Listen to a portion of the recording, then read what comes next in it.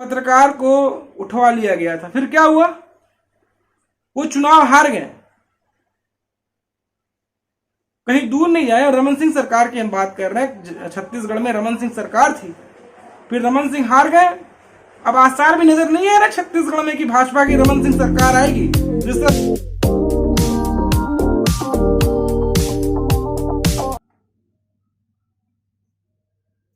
नमस्कार, जय सिया राम, वंदे मातरम, हर हर महादेव। एक बार फिर आप सभी दोस्तों का जनमानस समाचार के आज के हमारे इस एपिसोड में आपका स्वागत है। आज हम चर्चा करने वाले हैं, हम बात करने वाले हैं, सोचा कि आपसे थोड़ा बात कर लिया जाए, इन बातों पर भी अपनी राय रखी जाए। कल हमने एक न्यूज़ सुना, कल जो इंडिया गठबंधन के जो घटक दल थे वो सभी बैठे, इंडिया गठबंधन कहें या यूपीए गठबंधन कहें, उन्होंने ये डिसाइड किया कि अब वो उन चैनलों पर नहीं जाएंगे जो चैनलों पे जो पत्रकार हैं उनके मन वाली नहीं करते हैं, उनकी मन वाली बातें नहीं करते हैं, उनकी मन वाली बातों का चर्चा नहीं करते हैं। अब उन पत्रकारों के यहाँ नहीं जाएंगे, ना उन पत्रकारों के साथ बैठेंगे, ना कोई वार्ता करेंगे और ना ही चर्चा करेंगे, ना कोई डिबेट करेंगे।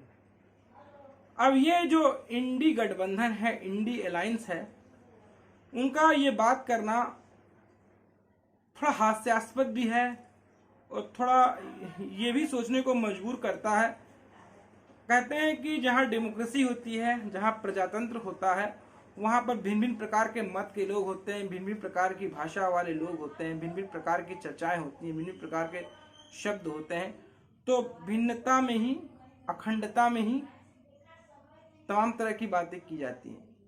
जैसे संसद भवन है, संसद भवन में तमाम पार्टी के लोग हैं जो आते हैं, बैठते हैं, भिन्न भिन्न मत होता है, अपने मत का वो रखते हैं। तो लेकिन जो इंडी गठबंधन है, इंडी अलायंस है, मतलब कि वो अपने अंदर में जो कमी है वो उन कमियों को नहीं सुनना चाहते। ये ट्विटर का डेटा है। इस देश के प्रधानमंत्री के 60% फॉलोवर्स जो हैं वो फर्जी हैं, इसके बारे में कोई चर्चा नहीं है। आईटी डिपार्टमेंट 60% इंस्टाग्राम पे इंडियन इन्फ्लुएंसर्स के लगभग 16 मिलियन खाते नकली हैं। रिपोर्ट में बताया गया कि करीब 18,000 ट्विटर अकाउंट बीजेपी के फेक न्यूज फैलाते हैं। 18,000 ट्विटर अकाउंट हैं जो उसको एम्पलीफाई कर रहे हैं। ये किसके ट्विटर अकाउंट है? ये किसने खोले? ये कौन संचालित कर रहा है? ये बीजेपी के फेक न्यूज सरगना टीम फैला रही है या ये इजराइल की कंपनी इनकी मदद कर रही है? ये तो बताना ही पड़ेगा। बारे में ऐसी गंदे बातें कहें, और वो भी जबकि अंबेडकर जी के याद में एक बहुत बड़ा इमारत यहाँ उसका उद्घाटन हो रहा है। मुझको लगता है कि ये आदमी बहुत नीच किस्म का आदमी है, इसमें कोई सभ्यता नहीं है। और ऐसे व्यक्ति ऐसे मौके पर इस प्रकार की इन्होंने आज मैं तो पहले वीर सावरकर जी को नमन करूंगा। इन्होंने माफीनामे की बात की और मैं जानता हूं कहां ये इशारा कर रहे हैं।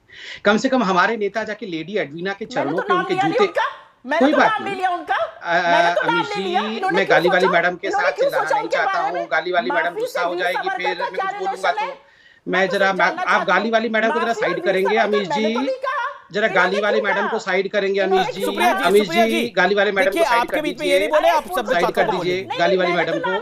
गाली वाली मैडम का आवाज कम कर दीजिए, गाली देती रहती है। गाली वाली मैडम से मैं डिबेट नहीं करना चाहता, शांति से बोलना चाहता हूं। संबित तो कह रही है मैंने नाम नहीं लिया था, आपको नाम कैसे सुना? ठीक है, आपने बोला ना, आपने 5 बारी बोला। अब संबित का जवाब सुन लेते। संबित क्विक।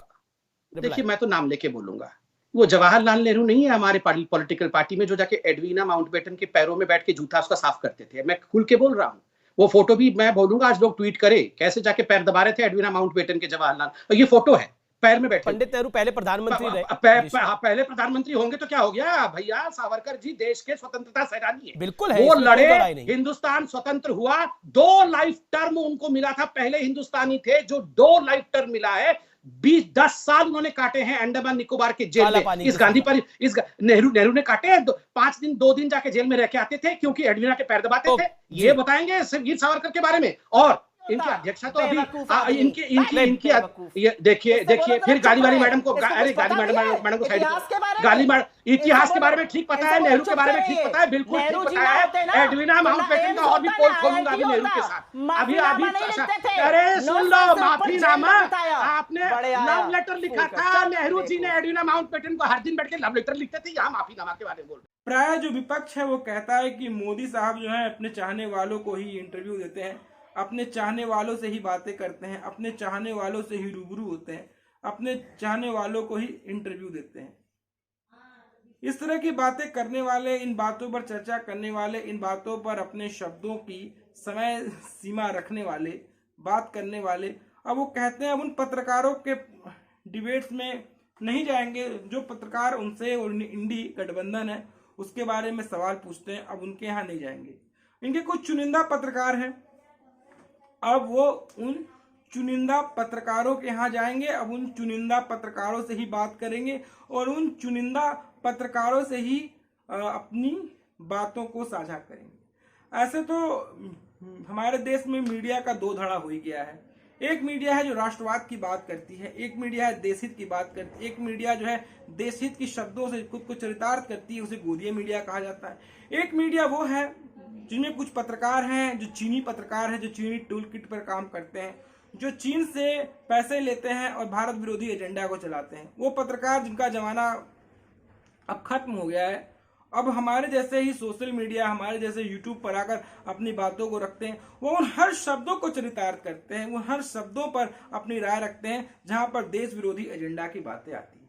अभी हालिया देख लीजिए, मैं छोटी सी चर्चा करना चाहूंगा, मैं इस पर जरा दूर नहीं जाना चाहता हूं। अभी देखिए जो G20 का सम्मेलन हुआ, भारत का कितना गौरव था। अब भारत के इस गौरव में भी वो नेम खेम निकालना शुरू कर दिए। कहते हैं जो कमी देखता है, जो आंखों में सुरमा डाले रहते हैं, उन्हें तो कमी ही नजर आते हैं। हाँ, दुनिया में कमी है। अमेरिका ऐसा शक्तिशाली राष्ट्र है, उसमें भी कमी है। चीन में भी कमी है, चीन की अर्थव्यवस्था धरातल पर है, उसमें भी कमी है। तो तमाम तरह की कहानी, तमाम तरह की बातें यहाँ नजर आ रही है। तो फिर मौजूदा में आते हैं राजनीति में। हमारी इंडी गठबंधन की तमाम पार्टियां हैं, उनमें राहुल जी पर सवाल खड़े किए जाते हैं, इतने चुनाव हार गए, कहते हैं ऊर्जा पूरा कट गए तब न छोड़े देश, जो बातें की जाती हैं। चुनाव पर चुनाव हारते गए हैं, लेकिन अभी भी उनमें राजा वाली बात दिख रही है। लालू यादव का देख लीजिए, लैंड फॉर जॉब स्कीम वाली कहानी है। लैंड फॉर जॉब स्कीम में फंसे हुए हैं, लेकिन समाज में एकजुटता की बात करते हैं, समाज में एकजुटता की बात करते हैं, समाज को बांटने के लिए जातिगत जनगणना की बात करते हैं। खुद में एकजुटता नहीं है। बंगाल में ममता जी जो है खुद कम्युनिस्टों को, कांग्रेस को पसंद नहीं कर रही है, लेकिन यहाँ पर एकजुटता दिखाने की कोशिश कर रहे हैं। ये कोई पहली बार नहीं हुआ है, ये कोई पहली दफा नहीं है जब कोई पॉलिटिकल पार्टी किसी पत्रकार पर अटैक की हो, जो किसी पत्रकार को नापसंद करती हो। एक पॉलिटिकल पार्टी ऐसी ही थी, चुनाव में एक पत्रकार को उठवा लिया गया था, फिर क्या हुआ, वो चुनाव हार गए। कहीं दूर नहीं जाए, रमन सिंह सरकार की हम बात कर रहे हैं। छत्तीसगढ़ में रमन सिंह सरकार थी, फिर रमन सिंह हार गए। अब आसार भी नजर नहीं आ रहा छत्तीसगढ़ में कि भाजपा की रमन सिंह सरकार आएगी। जिस तरह से भूपेश बघेल की सरकार है, भाजपा कहीं 3-13 में नजर नहीं आ रही छत्तीसगढ़ में। तो ये कहानी, ये चरित्र नजर आता है।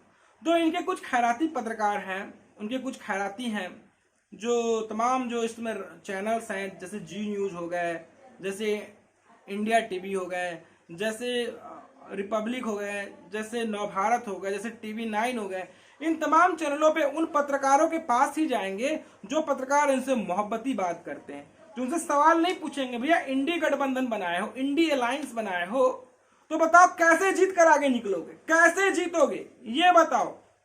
आपके पास देश को आगे बढ़ाने के लिए कोई रोड मैप है? जिनका घर में एकजुटता नहीं है, वो समाज में एकजुटता की बातों को कैसे पटल पर रखेंगे? इस तरह की कोई तरह की बात नहीं है, इस तरह कोई तरह की चर्चा नहीं, इस तरह कोई तरह का वजूहात यहाँ पर नजर नहीं आ रहा है। तो सवाल खड़े होते हैं कि भाई आपकी कथनी और करनी में काफी अंतर नजर आ रहा है। आप जो है अपने ही पत्रकारों के पास जाएंगे। आप देख लीजिए, हम आपको न्यूज 24 का उदाहरण देते हैं। न्यूज 24 में एक सज्जन है जो न्यूज जो अब तो एबीपी में चले गए हैं, मणिक जो थे, एक सज्जन थे जो भाजपा विरोध में बात करते थे, एक सज्जन थे भाजपा के समर्थन में बात करते थे। यही कहानी, यही चरित्र बार बार नजर आता है। इन्हें ये लगता है कि भाई सरकार के समर्थन में क्यों बोल रहे हैं। भैया जो राजा होता है, लोग राजा के समर्थन में ही बोलते हैं। तो क्या आपके समर्थन में के दौर में नहीं था? तो आपको तो अपनी ही कहानी अच्छी लगती है। आपके जो यूट्यूबर्स पत्रकार हैं, जो चाइनीज पत्रकार हैं, जो आपके समर्थन में रोज कहानियां गढ़ते रहते हैं, चाहे वो धान गेहूं एक्सपर्ट रहा हो, चाहे वो लात पेट पे लात खाया हुआ खैराती हो, कोई ना कोई एजेंडा चलाते रहते हैं। और जो आपके विपरीत जब कहानियां आती हैं उसको वो ढकने की कोशिश करते हैं। तो ये चाल चरित्र और चेहरा बार बार नजर आता है। तो कुछ लोग तो खुश हो जाएंगे, भाई मीडिया में आजादी नहीं है, मीडिया फलाना नहीं है, मीडिया में ढिमकाना नहीं है। भाई अपना अतीत तो याद कर लो। आपका अतीत कितना उज्जवल है, आपने अतीत की तो बात नहीं करेंगे। हाँ, पत्रकारों पर कुछ ना कुछ अनाप शनाप कहना हो तो अनाप शनाप कहानी को आप दोहराते जरूर नजर आते हैं। तो यही बातें हैं, यही चरित्र है जो मुझे आपके समक्ष कहना था। इनका खुद का तो दामन क्लियर नहीं है, ये खुद एकजुट नजर नहीं आ रहे इंडी गठबंधन में। आप देख लीजिए, समाज बदलने की बात करते हैं। यहाँ बिहार में पढ़ा लिखा ग्रेजुएट नौकरी के लिए तरस रहा है, यहाँ 9वीं फेल जो है वो राजा बना बैठा है। अब पत्रकारिता की बात करते हैं ना, मानवाधिकार की बात करते हैं ना, चौथे स्तंभ की बात करते हैं ना, एक ऐसा ही पत्रकार मनीष कश्यप बिहार का जेल में बंद है, उस पर कोई बात नहीं करेगा। और यही देश विरोधी तंजीमें आप खुद देख लीजिए। आरफा खानम शेरवानी दिन रात रोती रहती है, दिन रात रोती रहती है कि ये हो गया वो हो गया। आज तक कभी ये जबरा जुबेर के बारे में एक शब्द बोली है? जुबेर दिन भर बाहर निकला रहता है, ट्वीट करता रहता है, और उसने एजेंडा फैलाया। नुपुर शर्मा नजर नहीं आती है। तो इनकी एक तरफा सोच है। बोलेंगे हिंदुओं में जातिवाद है, कुछ पत्रकार हैं। यही आरफा खानम शेरवानी कहीं बोलेगी कि वो अशराफिया है, पाशमानदा से शादी कभी होता है अशराफियों का पाशमानदा के बीच में? हिंदुओं में जातिवाद इनको नजर आता है। इनमें जितने फिरके हैं उनमें जातिवाद की कहानी भरी भरी है, ठूसी ठूसी है, उनको नजर नहीं आएगा। साइमा हो गई, अरफवा हो गई, जुबेरवा हो गया, तो ये इस पर बात नहीं करेंगे। कई नाम हैं, कितने नाम गिनाए। ये सब जो है, ये टुलकिटिया गैंग है, और जो इंडी गठबंधन वाले हैं इनके गुण गाते नजर आते हैं। एक चचा रवीश कुमार है, वो भी खैराती हो गए, विदेश भागे रहते हैं, दिन भर रोते रहते हैं, दिन भर अपने चरित्र गुड़ते रहते हैं वो। तो ये चाल चरित्र और चेहरा जो है ना, इनका यहाँ जर्रा जर्रा एक्सपोज होता नजर आ रहा है। तो दोस्तों, आपको हमारी कहानी कैसी लगी, आपको हमारा एपिसोड कैसा लगा, आप मुझे जरूर बताएं। दोस्तों से गुजारिश है कि हमारे चैनल को लाइक करें, शेयर करें, सब्सक्राइब करें। अगर आपके पास हमारे लिए कोई सुझाव हो तो आप में सुझाव दे सकते हैं। फिर मिलेंगे एक नई कहानी के साथ, नए एपिसोड के साथ, नई चर्चा के साथ। तब तक के लिए नमस्कार। चैनल को सब्सक्राइब